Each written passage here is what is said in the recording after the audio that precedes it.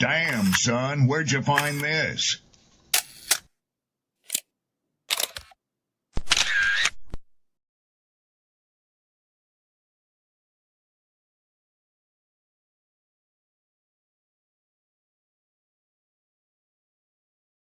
Ladies, understand something. The top end of a woman's weight is 145 pounds. Okay. My mother's 5'9", and she was 145 pounds until she was 50. That's the top end of your weight, because there should be about a 40-pound difference between you and men. Basically, if the guy is rich, what ends up happening is the lawyer contacts the person and be like, hey, you know, your name gonna be all in the paper, so you might as well just settle out of court. I can recognize talent. Even if I don't agree with the politics, a lot of the politics that was underlying in the show and some of the sentiments he was trying to share, I recognize artistry when an artist is present. Yes, this is the definition of absolutely cooked. We'll never go back and take a look at her bad decision and take accountability for any of that. Because there is powerful people in the industry, somehow there is a different law that applies to them. And I agree with that assessment.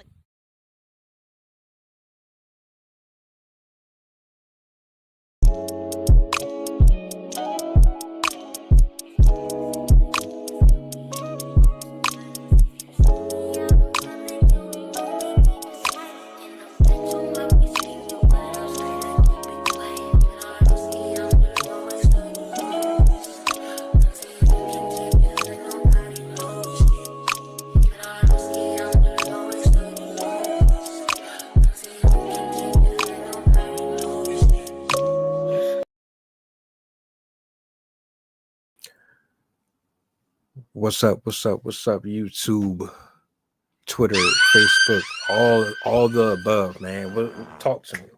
Happy hump day. Peace, blessings. Welcome. You know, this portion of the week, grateful to be here with you guys. Let me bring this up. Shout out to my writers, poets, content creators, all of you. Love you. Much love, much respect. The weather's kind of getting a little bit better outside.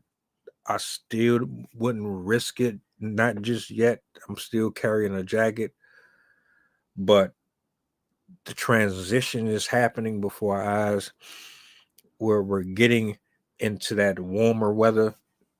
So, yeah, some of you are probably extremely excited to get out of this cold.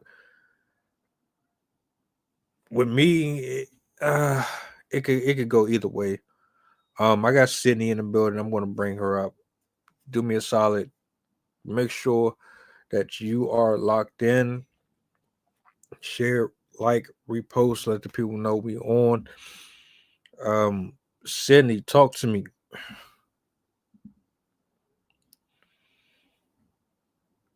Hi, I was on mute. Hi, how are you? Oh, it's rubbing off. It's rubbing off. And it's, of course, the day for that, because I am super tired. I got up early this morning, went to an appointment that had been canceled because there was a shortage on something that they needed. And so then we ended up just going to an animal park with my kids. And then we came home, but that was it was like an outdoor, like you walk around and see all the animals. And it was very tiring. I haven't been out like that in a while. But it was really cool to see all the native birds and some ocean animals that lived in the area. Because, I mean, some of those things you don't get to see up close, like turkey vultures and hawks and stuff like that. So it was pretty fun. Also, I love the glasses. It's very like Victorian, like 1890s. I love it. I appreciate that. I do have a small collection over here. Just a fun little quick fact. I don't know how fun it is for y'all, but I do have a fetish for shades and personality glasses. So you never know. Animal things. Animal clothing. I have one with a toucan on it. I have pants with like I like both flowers and animals, but like I have shark pattern shirts and flamingo shirts. So yeah, I express my love for nature through my clothing and my art and my I ain't poems. mad. I'm not mad at that. Hey, everybody's style is different, and I had to learn that a long time ago after I escaped the matrix of being sucked into this idea that everybody had to dress identical. Mm-hmm. And you will not catch me sad beige. I wear like circus pants. It's all good. This is a no judgment zone over here. You know what I'm saying? But talk to me a little bit. I thought I changed the title. I must have switched it out on the other one. It's supposed to say it was supposed to say something more towards what you actually brought to my attention. I wasn't really too familiar with what you were speaking on, so That's okay. I don't mind. Obviously, you know, I can talk freely, so I yeah. have a lot to say on a lot of things. So I'm sure I can find something to talk about. Well, I'm just well, you were talking about disasters or something to that effect. I was just curious as to was it something specific that came to your attention and you wanted to address it, or was it just um in general? It was mostly in general. It was partially stemmed by a documentary that I watched recently on the different extinctions. I was still kind of riding on the natural disaster episode that we had last week when we were talking about like my favorites and stuff. And so I was like, oh, that would be kind of cool to talk about, like the extinction events, because number one, a lot of people don't, like most people know of the famous extinction event when the meteorite killed the dinosaurs.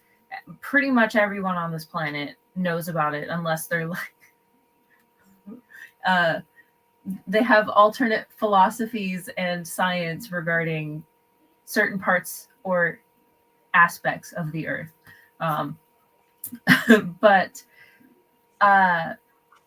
they what was I saying? Oh yeah, everybody knows about that one. But there's actually been four other extinction events in Earth history. There was a mass die-off like 300 trillion, or no, not trillion, million years ago. Let's see, 400 million years ago. And then there was another one 300 million years ago. Then the dinosaur one, which was 65 million years ago. And then there's two more after that. And now us humans, we're going through another extinction right now. And so I figured I could talk about that too. And it does relate to the ocean because most of the, I believe 2 or 3 of the extinction events also included like 90% of the marine animals.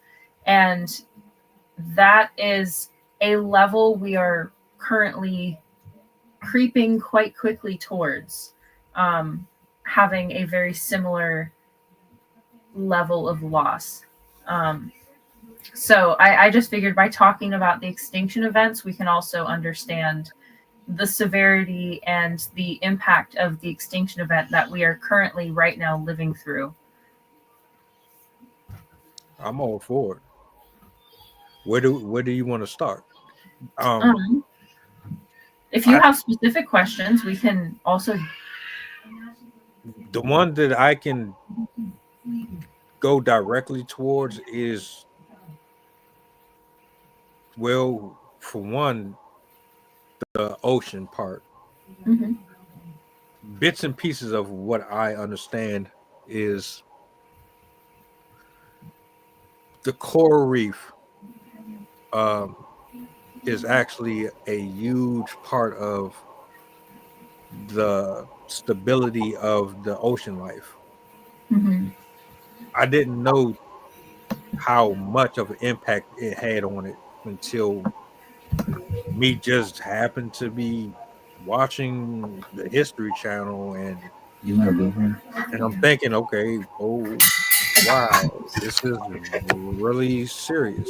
I just thought they were just underwater plants that just happened to grow out of nowhere, and here we are. And but the reality is, it's a lot more to it than I really expected. So I'm a little curious about what's actually what's killing it off. What's and how does it actually impact the overall health of the underwater life, like the fish and just things of that nature. uh as far as the whole meteorite thing goes,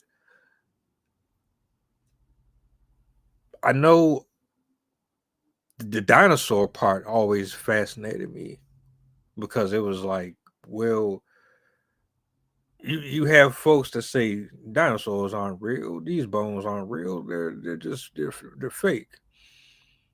And then you have other people that's saying, well, if they lived here all this time, how is it possible that something could hit the earth, wipe out every single dinosaur that was ever known? The only ones that really kind of survived is like the Komodo dragon, um, alligators, and they have like their little spin-off versions of them. So that's kind of where I am. I just kind of just toss in between different little things that I've noticed, but I never like just sat and dived in further with it. Um, I'm just laughing at the the alligator Komodo dragon bit. Um, so for the dinosaurs, their extinction was fairly unique compared to the other ones because theirs was instant. Um, the size of the meteorite, you can actually you can see the crater to this day on the Yucatan Peninsula off of Mexico. Like it's kind of on the peninsula, and then you can see a bit of it in the ocean. And I let me get my sizing right. This thing was so massive that when it hit, basically anything, if you even though the earth was shaped differently at that time, just for our visual sake, if you lived in North America at all, you would have been instantly incinerated, like within that vicinity. And then if you lived in other parts of, like if you lived on the opposite side of the globe, you would die. Like if you were a large animal that relied on vegetation or trees or large animals, like if you're a big predator, you would have died within probably the first couple days, if not from breathing in all of the, because what people forget is when a meteor hits a large planet, it doesn't just hit the planet, it hits the planet and releases stuff back into the sky, basically, and it rains down on the rest of the world. So the rest of the world, even though it didn't get hit by the meteor itself, they're literally getting rained on by meteors, like mini ones, which can be the size of like cars and houses and stuff like that. So they're not many, but they're many in comparison to what meteorites can be. Meteorites can be miles wide. So it killed off most of the large animals, and then a lot of the medium-sized ones also couldn't survive, especially also stuff in the ocean, because the air basically turned slightly acidic. It heated up. So things that were in the sky basically died right then. So it was an extremely horrific event. It was not escapable. The only things that were able to survive were small creatures that could live underground, or animals that like live deep in caves, or were able to somehow evade. And they typically were small animals. There were no large animals that survived that particular extinction event. Our ancestors are all based on small little, they look like rats, but they're not rats. They're more like shrews, I think they said. But those are our like farthest descendants, the creatures that all mammals came from.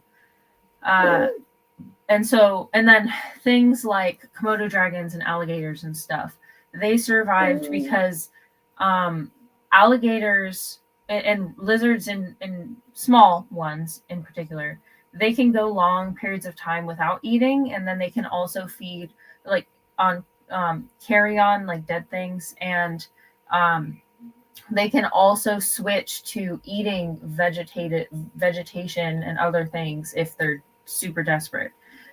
So I think at least that's my theory on why the smaller lizards were able to survive.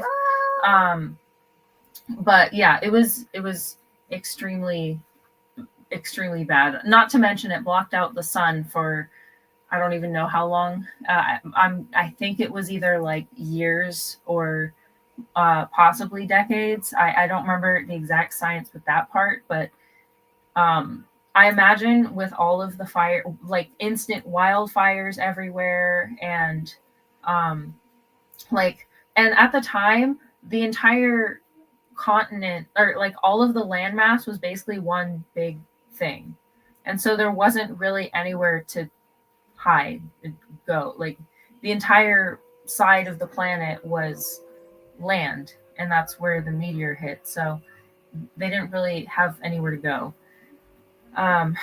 But that eruption, I've been so on natural disasters. But when that meteor,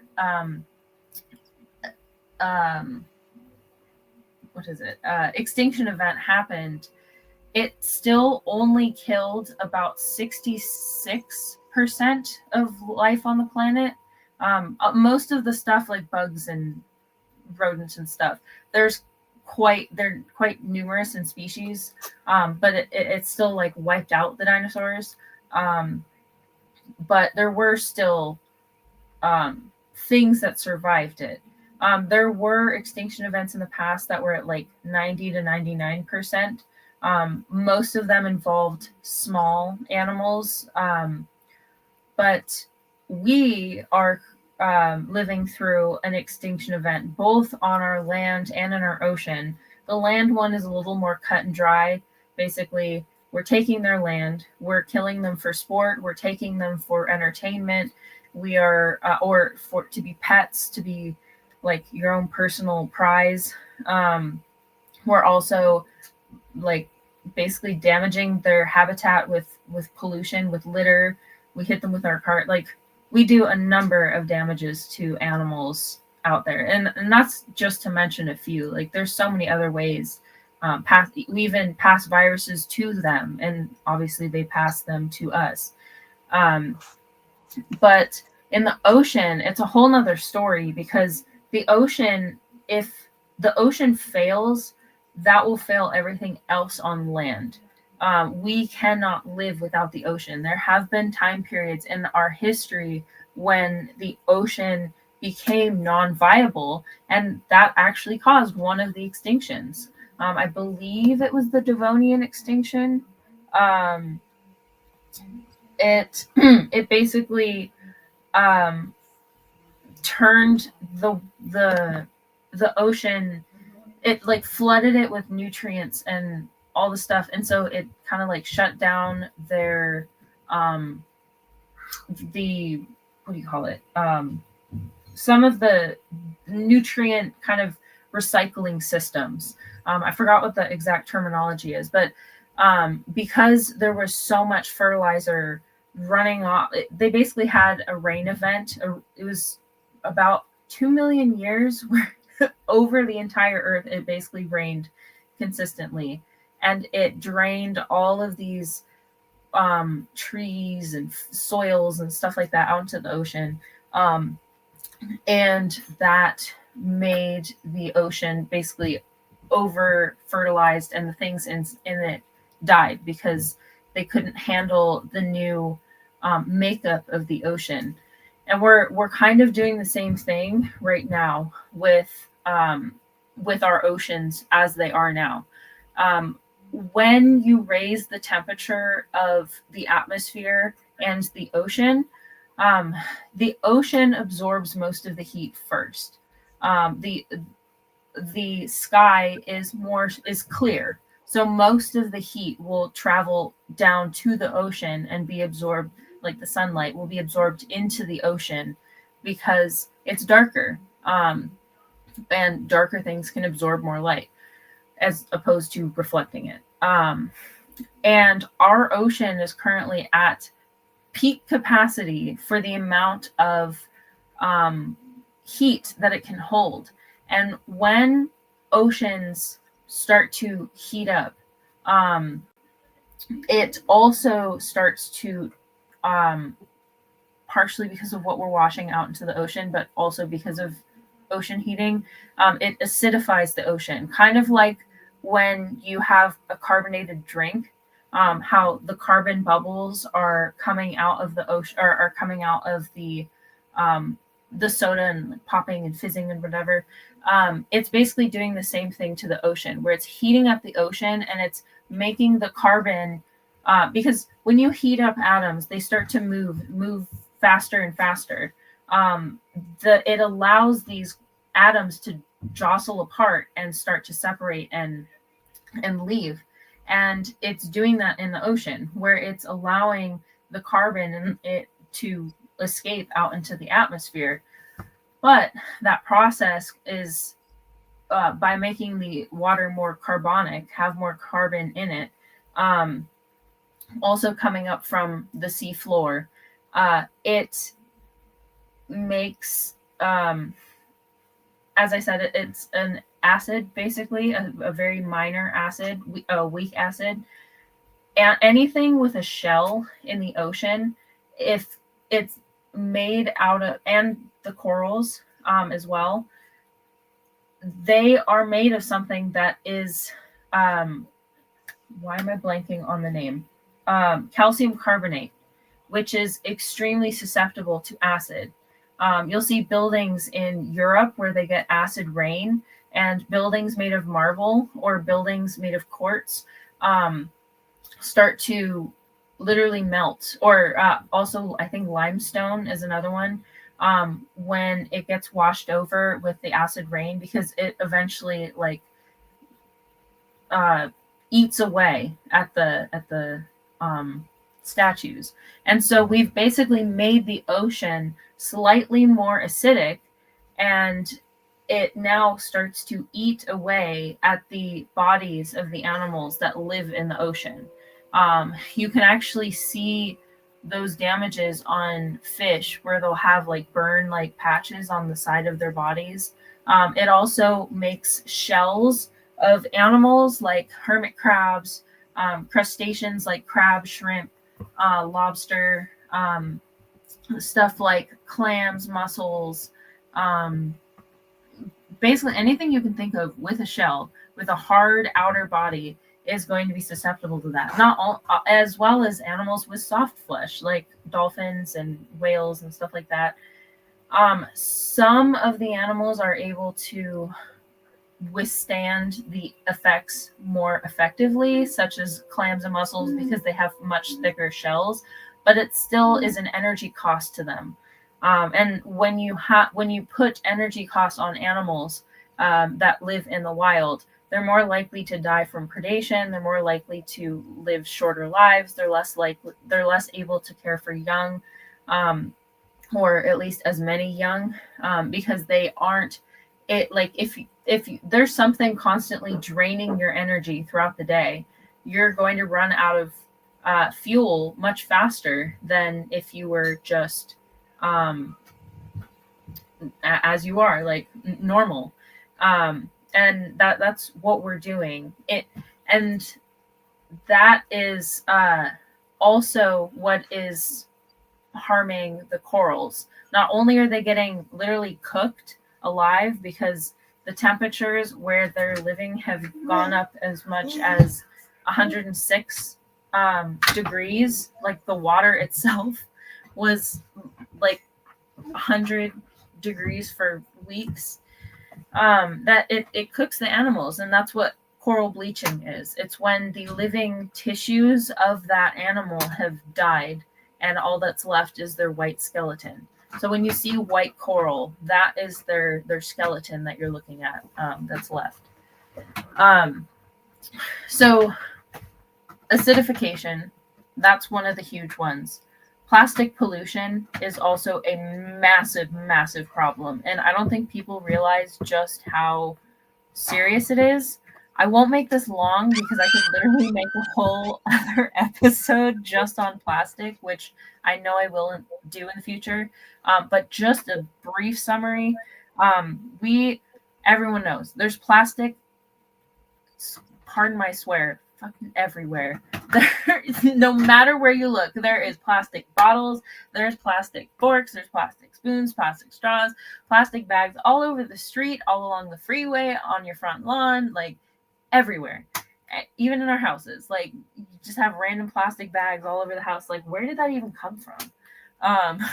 So we have put all of this into landfills that we think. We also, unfortunately, some of us like to litter, and so it also ends up in the atmosphere, the environment that way. Sometimes it's just because we drop stuff, but basically, lots and lots of trash is entering the environment. Oftentimes, landfills are next to oceans, and they literally just wash out into the ocean. Sometimes they're next to rivers. Landfills are not maintained as well as people think. Especially in regions that can't afford to.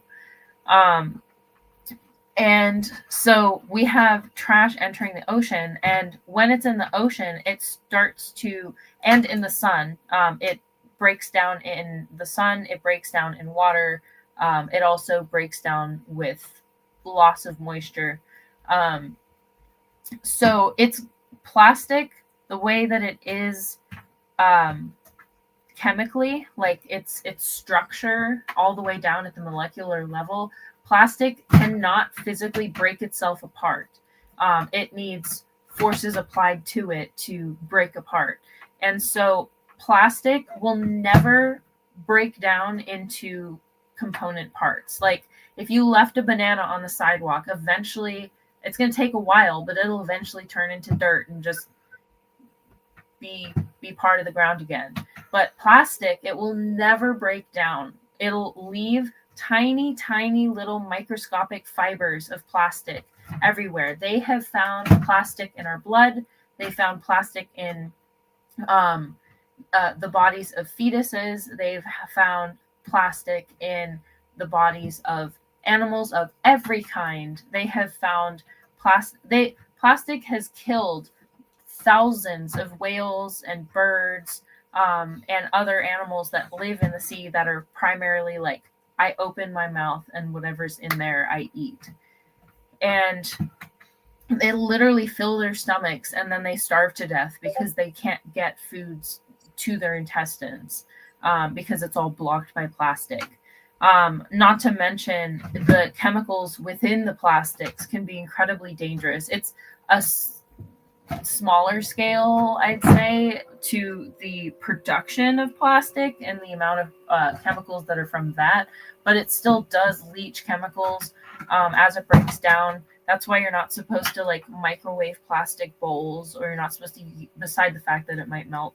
But it releases fumes. Like if somebody's house burns down, there's a reason why you're not allowed to go in the area afterwards, because the fumes of the plastic themselves can cause extreme harm to your lungs, and it could possibly kill you. So we're dumping this all into the ocean. So we're killing animals that way. Not only are we overfishing, we're hunting and everything that lives in the ocean. Basically, besides whales, like there are some cultures that still hunt whales, but overall, across the board, whales are largely banned. Even though people still do it illegally, people still do it culturally. But that is whales have declined tremendously over the last since the 1800s, and especially throughout the 17 and 1800s, we did a lot of whaling. And then, as I said, overfishing, like we catch tons and tons of fish, and most of the fish that we go for are the base of the food chain for many other animals. So we're basically stealing the food from animals that rely on them, like grizzly bears and great white sharks and dolphins and the other whales, and also the whales. All the seabirds rely on, like, humans. We love, and some people love, anchovies, sardines, herring, trout, salmon, mussels, clams. Like all of these are the base of the food chain for pretty much everything that lives in the ocean. Also, with both global temperature rise, acidification, and the chemicals and stuff that we're dumping into the ocean, the krill, which are like the base of the food chain, that is what the fish eat that are eaten by everything else.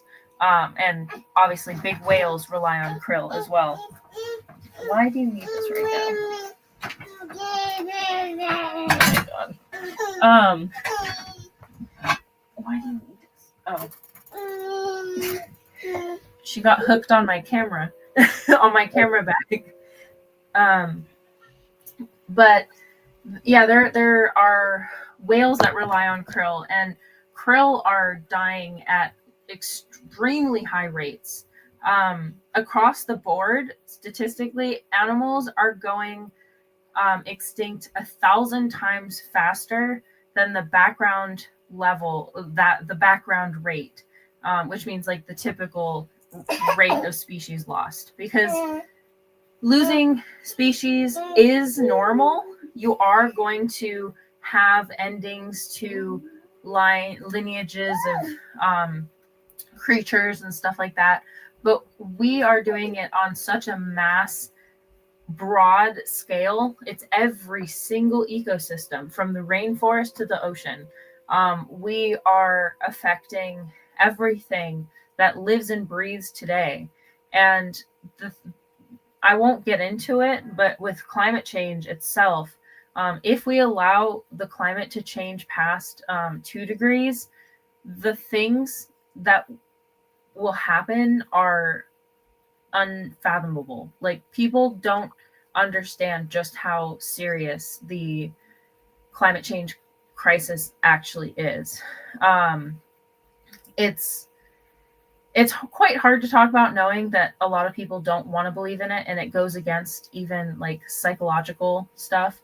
But we're doing a lot of damage to our environment and our ecosystem, and it's sad. It's sad that not a lot of people actually know just how bad it actually is.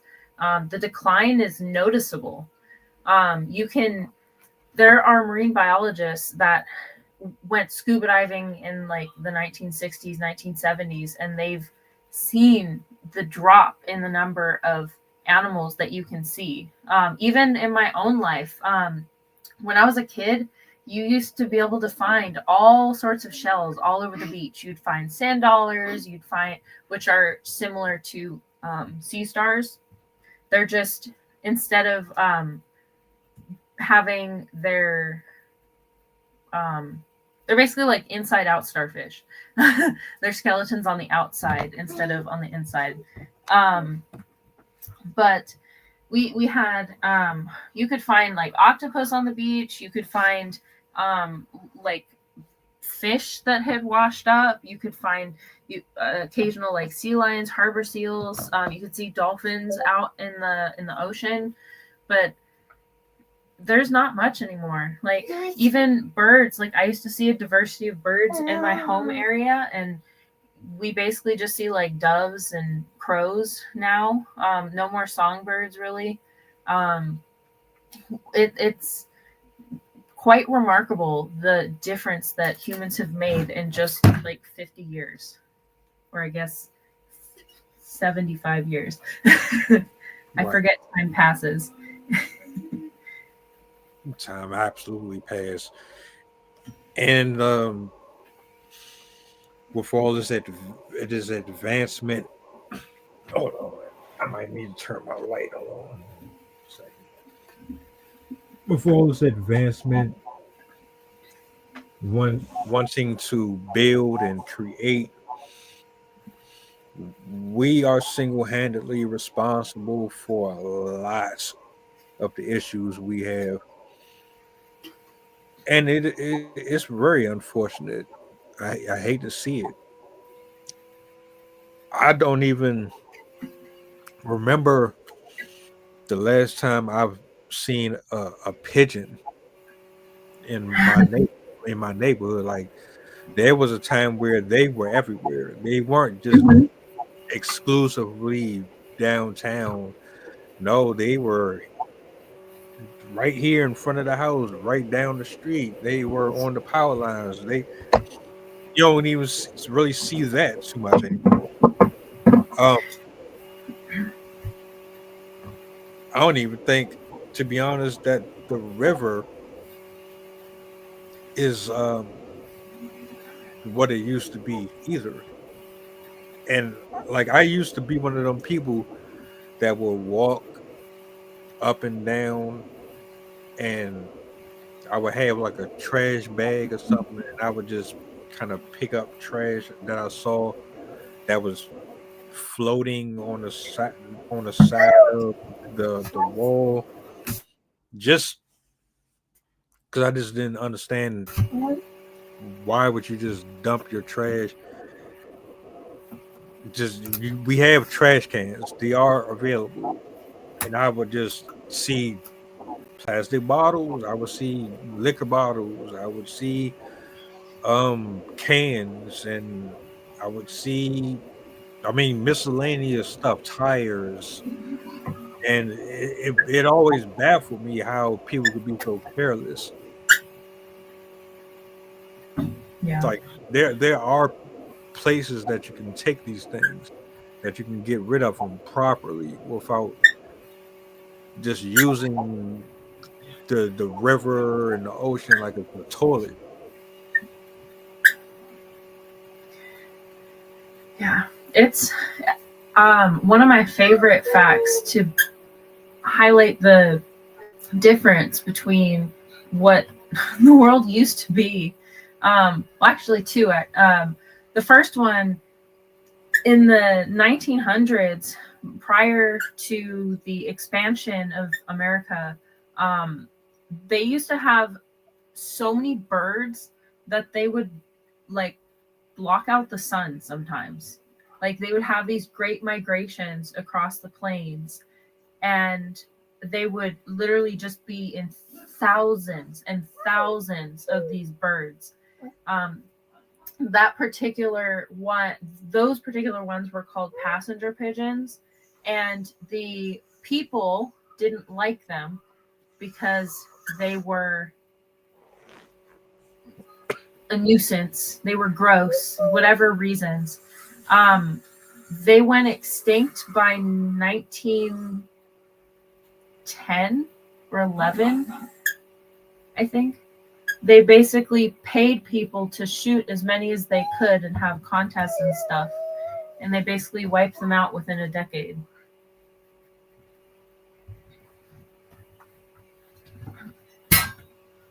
That's wild. The Yeah. things we do for sport. That's happened with a lot of animals. There was another, I forgot what animal it was, but it was a type of elephant seal that used to live, I believe it was like either Tasmania or like New Zealand. Denali. No. And they basically they landed on this island with these elephant seals.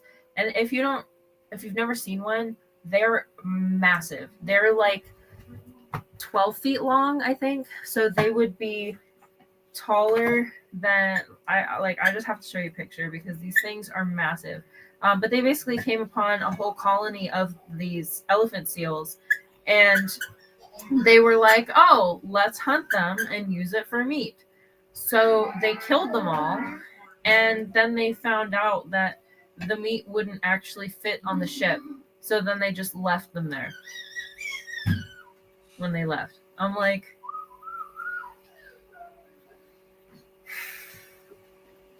It was one of those, oops, my bad. yeah. And that's kind of what we're doing with the earth right now, where they're just like, oh, wow, oil and coal can cause the death of everything on the planet. Oops.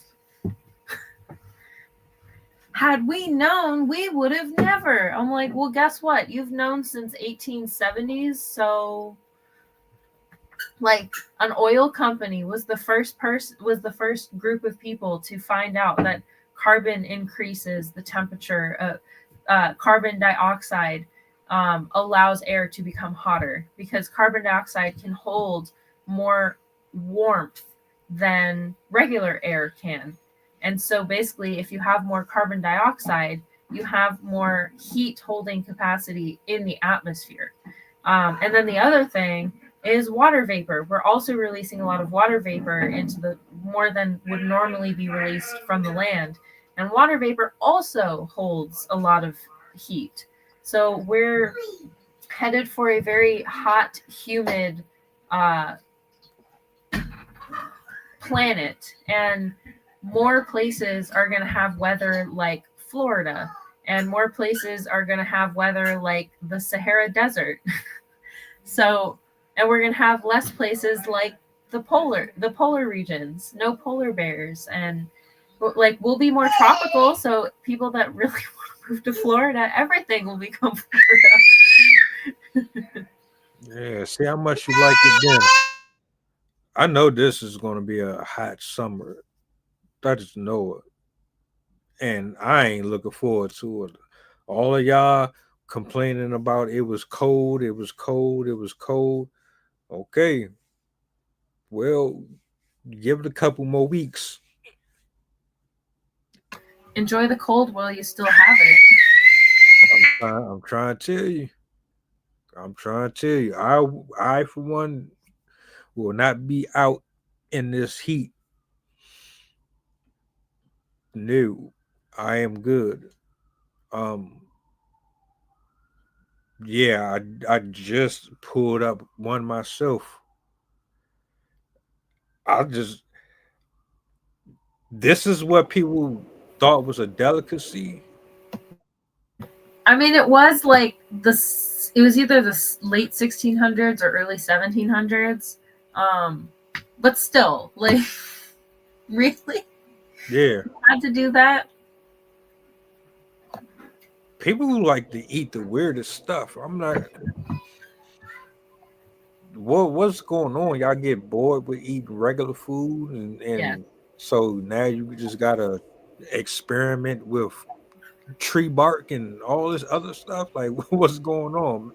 It's like the same thing with getting the coolest clothing, getting the most expensive purse, blah blah blah. Like, oh, I tried that. Like, it's in the same realm as like people that try to like climb the highest mountain or whatever. It's just some people are interested in different things. So yeah, I think for the most part, when people want to eat weird foods and want to make that a thing that they try as many foods as possible, that's like their self-competition. I guess so. To each his own. I'm not doing it. It took me 20 plus years to start eating potato salad.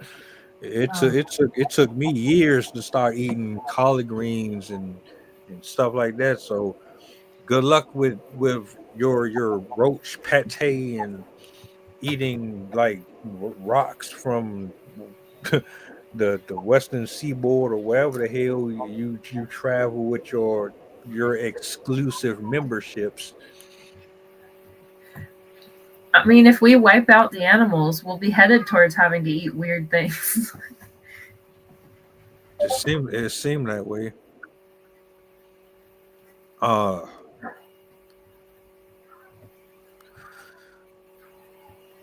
I'm still to this day learning about animals that I've never heard before, that are extinct or on the brink of extinction. And my thing was, I never even knew that they even existed until now. Like there's like 4 different versions of a bald eagle. Mm-hmm. I didn't know that. I just assumed that there was maybe 2 types, but there's way more, and they're bigger, and they have. I look, y'all. I just be scrolling sometimes. I get fascinated by different things, and it was one I can't even remember what the name of it was, but the claws on it was Mm-hmm. like 3 inches or something like that, and it had a stronger grip than a lion, and they could crush your skull. It's 3 feet tall. It has a wingspan of 7 feet. That's one of them right there. That might be the one that I was thinking about too. Yeah. That one's that it says harpy eagle, but that to me looks like a golden eagle. Golden eagles are the largest eagles in I believe it might be the world, but it might just be North America. I don't know the other continents as well as America, but I know some of the major ones. Pet goals, oh my gosh. Imagine the stuff that you'd have to feed it though. I'm like, you probably have to get like dead deer and like I know. Yeah, if I'm not mistaken, they eat they don't eat like just fish and stuff like that. They actually hunt goats and actual animals. Like I didn't realize it was stuff out here that existed like that. But we suburban, we in the city with the buildings and the traffic, and we don't get all of that. yeah. I don't think a lot of people would survive in some of these parts of the world and you would probably have a better appreciation for the environment. Yeah, people definitely don't. We've become far removed from our natural setting.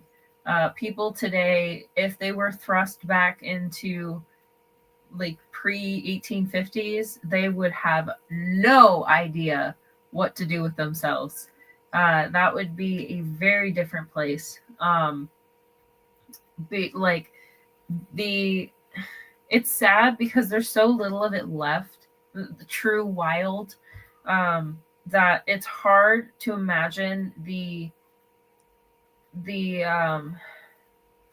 immensity that it used to be. Like literally 200 years ago, almost the entire continent of North America was covered with just forest, with tiny little towns nestled in between trees, or maybe in a clearing if they were lucky. There were no like roadways and giant Walmarts and all sorts of stuff like in between it all. Like even my husband's hometown, or not hometown, but like where his grandparents live right now,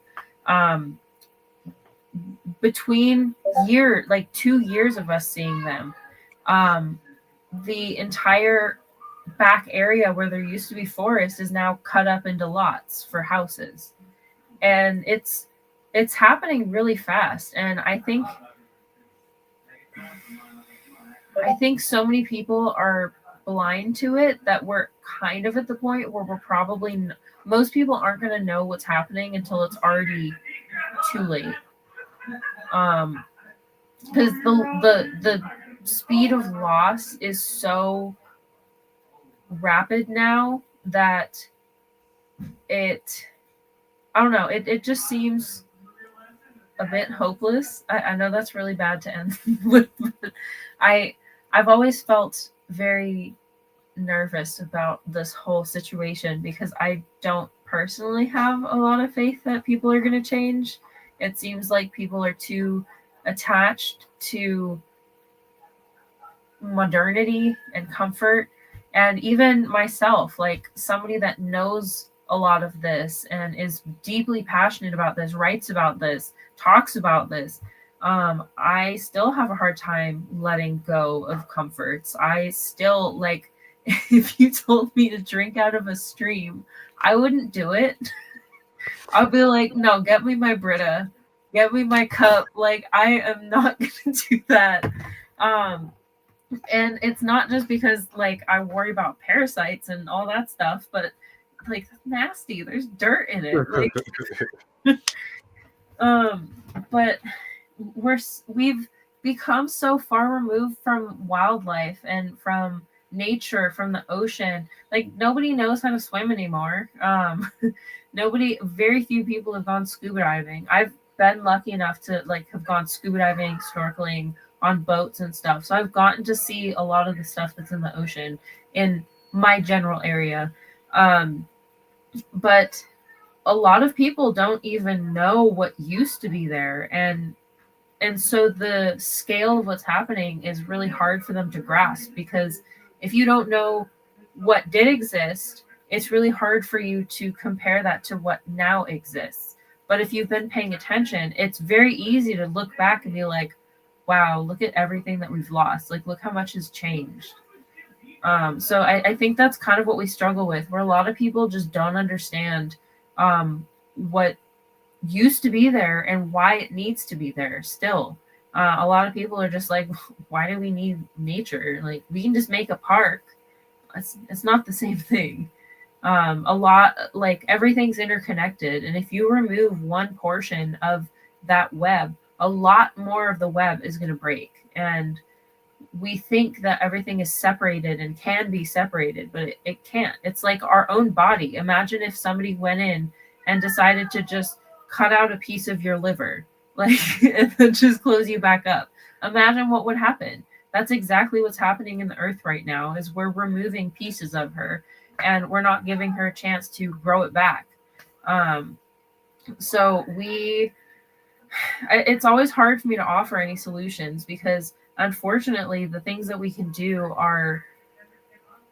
they have to be together. They have to be a joint group, community, everyone working together on this, because it's moving so fast that you can't act slowly anymore if you actually want to make a change. I think we're going to get to that point, because we're already kind of seeing a tipping towards people being cognizant of these issues. But I still think we have a bit to go before people are kind of ready to be like, all right, yeah, it's affecting me, and it's affecting my neighbor and my friend and my church and my school and whatever. I'm I need to change this because, and as I said, I don't think we're there yet. Nah, we hard headed, and you're just showing people the numbers. Like for me, if I'm being honest with you, you can show me all the numbers in the world. Well, I'm older now, so I'm gonna say, put it this way: reverse the time, go back a little while. 20, 25 years old. You show me numbers and statistics. I don't care. I'm a visual person. So I need to see the sky falling, and I need to see boulder-sized snowflakes flying through windows, and I gotta see the earth getting split in half to believe anything that you're saying to me. That's when I'll take it serious. And I think that's how most people are now. Like we're just so okay, well, we rely on you to get our oil. We rely on you to supply us with electricity. We rely on you to provide us Wi-Fi and electricity and sustainable water. That's because we're just used to it. We all right, that's what you do. All right, get it done. Here's our money. You deal with this. And anything that you talk about in terms of the well-being of the earth, well, that's not my problem. That's your problem. That's the attitude that a lot of people have. Mm-hmm. Yeah. There's another part that I forgot to mention too. With insects, there's also been, I think the number's now at 99% decline in insects since 1950. Mostly because of our rampant use of pesticides, all of the stuff that we spray on our plants, all of the stuff that we spray. I've learned that they even spray it on sidewalks now, and they spray it on fences. Stuff like glyphosate is the new one. That's like a child touched a bottle of glyphosate and she died like 2 days later. They use extremely dangerous pesticides everywhere. It used to be a huge problem in the prior to the 1950s because partially because of the different World War I, World War II, all of the different experimentations with chemicals and stuff like that led them to discover new like cleaning chemicals and anti-bug chemicals and disinfectant and stuff like that.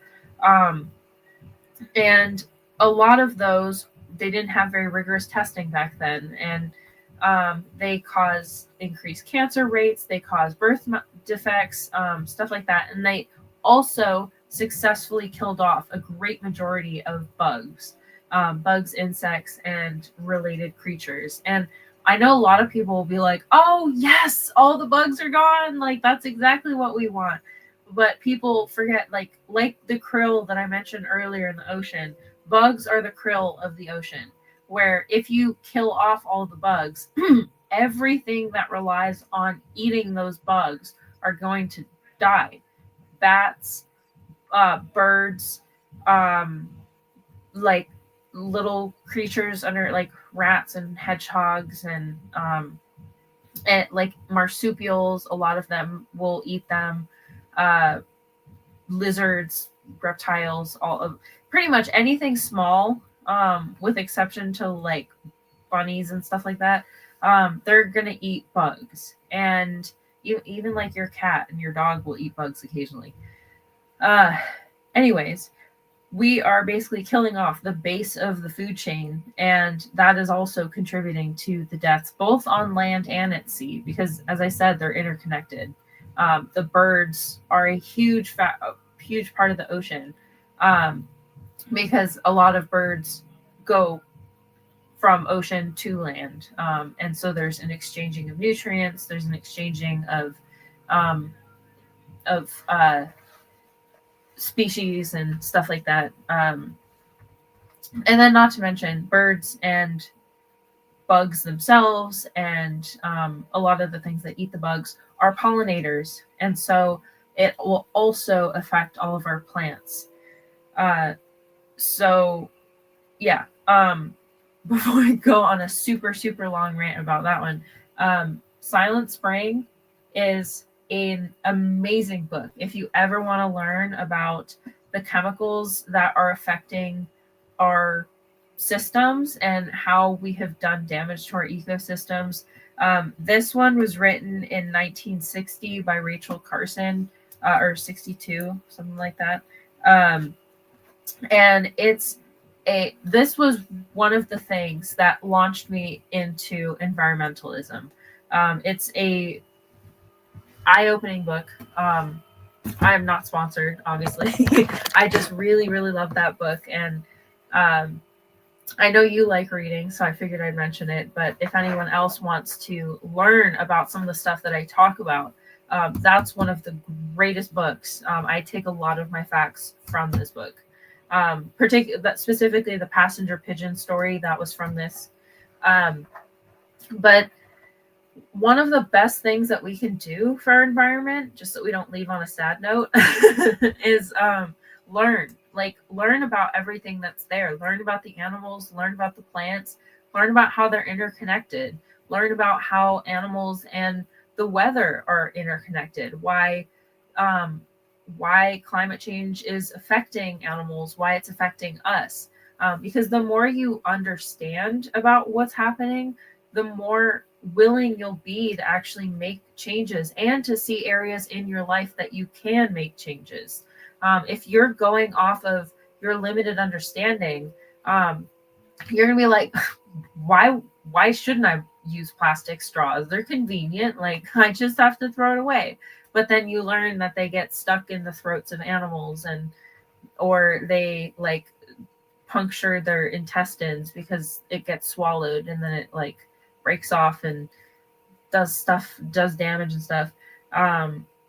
You're a lot less likely to want to use that object. So educating ourselves can make us more effective towards helping the ecosystem, helping animals, and preventing this die-off from being as bad as it is. We'll also have to, in the future, focus on a lot of restorative type activities, allowing nature to take some of the land back for itself, allowing parts of the ecosystem to regrow and regenerate, because we truthfully need them. A lot of people think that we're separate from animals. People think that we're separate from the system.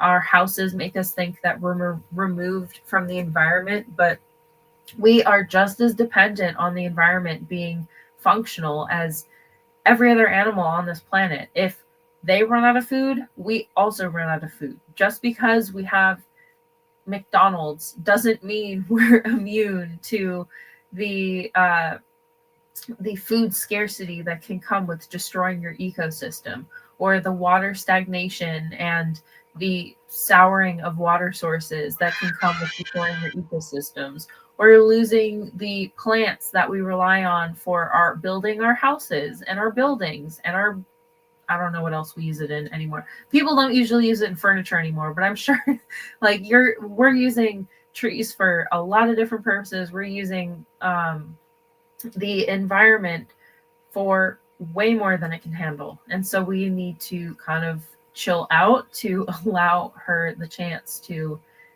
regenerate before we kind of destroy everything. Yeah, I heard her. Stop throwing stuff in the street, out your car window while you in traffic. You know who you are.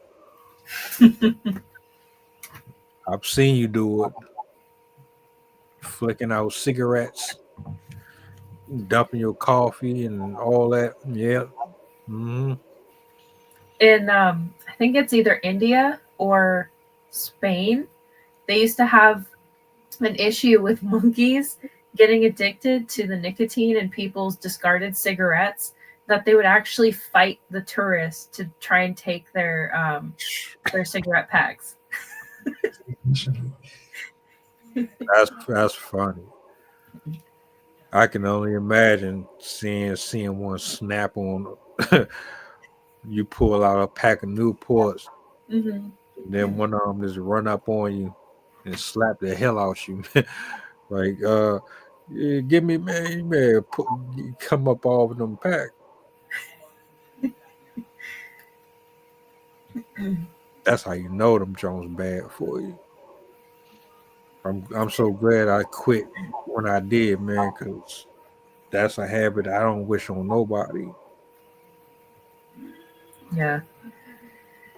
I can understand that. My neighbor smoked her whole life, and she had that commercial voice, the one that they used to use in the don't smoke with the I was 25 Mhm. when I Yeah. smoked. She did actually talk like that, and I remembered thinking to myself, like, that sounds really uncomfortable. I don't ever want to do that. Like, just the feeling in my throat was enough to be like, no, I'm good. Yeah. By the grace of God, man, I got off of it, and I know a lot of people lost their life because of smoking, and yeah, I'm cool. But anything that you want to say to the people before we get up out of here? If you want, I have a short poem on coral reefs. Oh my god, let me just pull it up on my phone.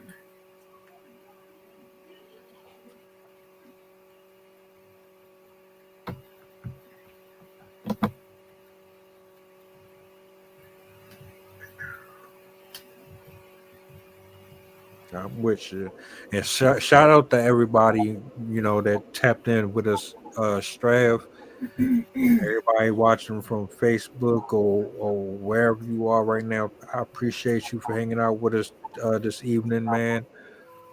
Here it is. Okay. So I wrote this poem to talk about we at the very beginning of the stream we talked about the corals, and when they die they're left with the white skeletons, and so that's what they mean when they say there's been coral bleaching events. They've basically been killed off and turned white. So I wrote this short poem about that process. So this is called Whitewash Death. In the boneyards, algal blooms devour the fragmenting white. Heaven on earth now only remains. Animals grown for generations, since canoes carried our human families from shore to shore, now lay in waste, bathing in the putrid oceans of acid and plastic waste. We blessed upon the roiling blue marble, heat-treated head-losing, blues, purples, and reds, killed by the obstinance of the masses. We rip her ribs from her living skeleton to sell it at just any shop. Soon the coral will go the way of the frost.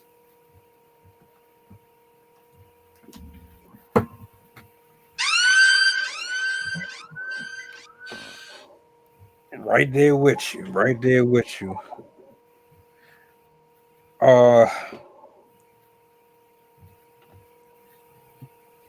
Eloquent as always. Got to get that up there real quick. You know what I'm saying? This was a good show, man. I always love these talks. Me too. The one that I'm looking forward to in the future is going further into the plastic part. Oh yeah. Yeah, because that one right there, people really got plastic in their body and don't really know that they got plastic in their body, and it's like, well, how much of it is really affecting us, and how much of it isn't, you know? So,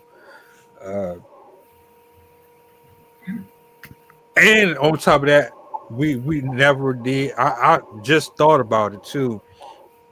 We were supposed to do a thing with disaster movies.